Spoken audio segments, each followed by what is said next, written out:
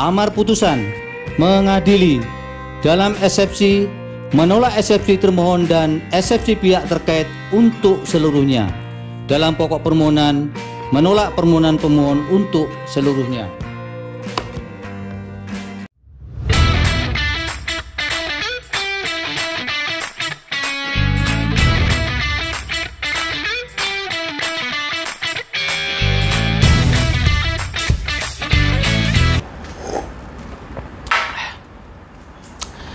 Assalamualaikum warahmatullahi wabarakatuh. Salam sejahtera bagi kita semua. Salam Om Swastiastu, Namo Buddhaya, salam kebajikan. Masih bersama dengan Intel Donat yang pada malam hari ini tentu akan membawakan informasi-informasi menarik dan mudah-mudahan bermanfaat. 2 hari yang lalu saya libur dulu ya membuat konten karena ada beberapa persoalan-persoalan yang harus saya selesaikan. Namun sekarang kita gaspol lagi untuk membahas bagaimana situasi eskalasi politik kita pada beberapa waktu yang lalu lah ya, pasca ditetapkannya putusan MK ya.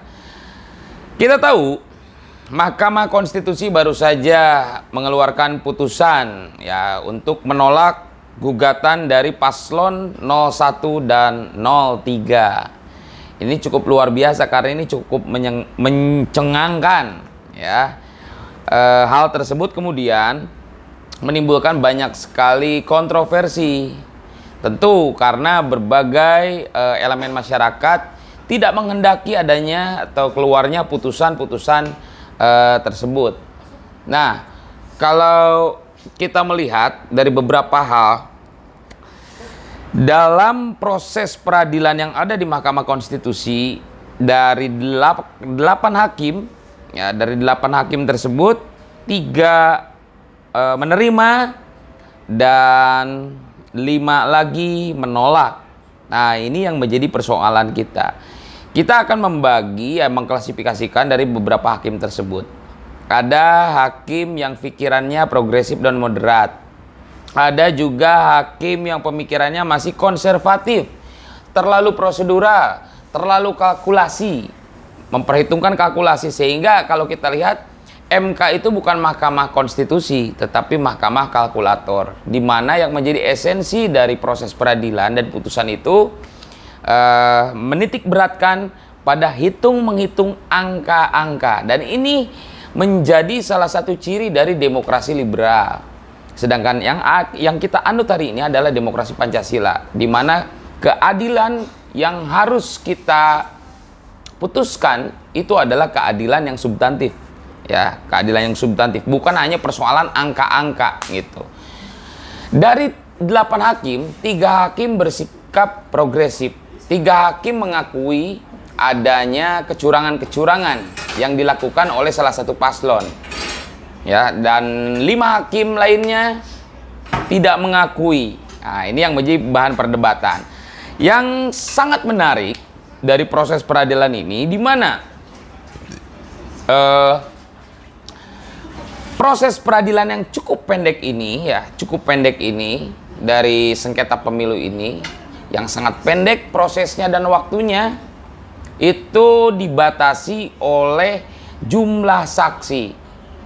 Jadi hakim mengatakan bahwa saksi ini harus dibatasi, tetapi ketika sidang putusan justru hakim sendiri yang 5 ini mengatakan bahwa kekurangan keterangan dari saksi.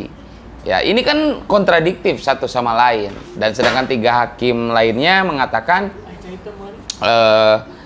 bahwa apa yang disampaikan alat bukti, saksi dan ahli mengatakan itu diamini oleh hakim dari yang lainnya, terutama 3 hakim itu. Saya melihat 3 hakim ini cukup luar biasa dan saya bisa memberikan apresiasi ya. Saya hanya ingin mengatakan bahwa demokrasi yang kita bangun, yang lahir dari rahim reformasi ini harus kita jaga bersama. 3 hakim ini sudah mencerminkan bagaimana beliau-beliau ini benar-benar mempertahankan asas dari demokrasi ini, agar tidak mengarah pada demokrasi yang dikotori oleh perlakuan otoritas kekuasaan bernama Jokowi. Ini yang menjadi bahan persoalan kita hari ini. Bagaimana kita melihat Jokowi ini seakan-akan superpower. Seakan-akan tidak ada batasannya. Semua lembaga legislatif, yudikatif, semua diintervensi. Sehingga putusan dari Mahkamah Konstitusi yang notabene lembaga ini adalah lembaga yudikatif, wakil Tuhan yang ada di bumi, justru ini dicederai oleh tindakan-tindakan yang dilakukan oleh Jokowi. 3 hakim sudah mengamini bahwa bukti-bukti yang ada dalam proses peradilan persidangan sengketa dari PHPU ini sudah dibenarkan, termasuk dari menteri-menterinya, mengafirmasi bahwa Jokowi melakukan kecurangan.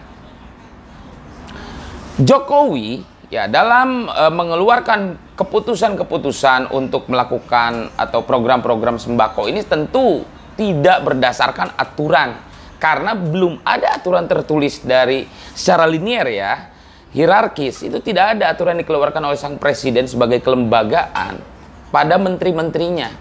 Seakan-akan menteri-menterinya berjalan sendiri, inisiatif sendiri, kan ini tidak mungkin. Ini yang kemudian menjadi sebuah kejanggalan. Dan kita harus pertanyakan ini. Lalu mau apa hari ini? Ketika paslon 02 ini menang, apakah kita akan berhenti? Ini pilihan kita sebagai warga masyarakat Indonesia. Kita punya hak atas segala sesuatu, karena demokrasi ini kita yang membangun dan kita harus jaga ini.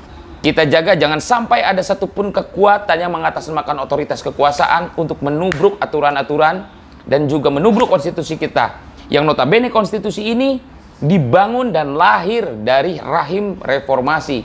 Reformasi ini dibangun di atas darah, dibangun di atas nyawa dan harta maupun tenaga. Kita harus jaga demokrasi ini. Kita kawal terus demokrasi ini. Kita lihat saja janji-janji yang kemudian beberapa waktu yang lalu dikeluarkan oleh paslon 02, apakah benar-benar terrealisir secara utuh atau tidak? Kita lihat. Kita tidak akan berhenti sampai di sini. Jokowi, hati-hati. Oktober nanti kamu lengser, ya. Kita lihat sikap Prabowo mau seperti apa nanti. Apakah tetap didrive oleh Jokowi, atau Prabowo sebagai orang militer dengan jiwa korsa mau atau tidak didrive oleh seorang sipil bernama Jokowi. Itu saja informasi yang bisa saya sampaikan. Semoga bermanfaat. Akhirul kalam. Wallahul muwaffiq ila aqwamit thoriq. Wassalamualaikum warahmatullahi wabarakatuh.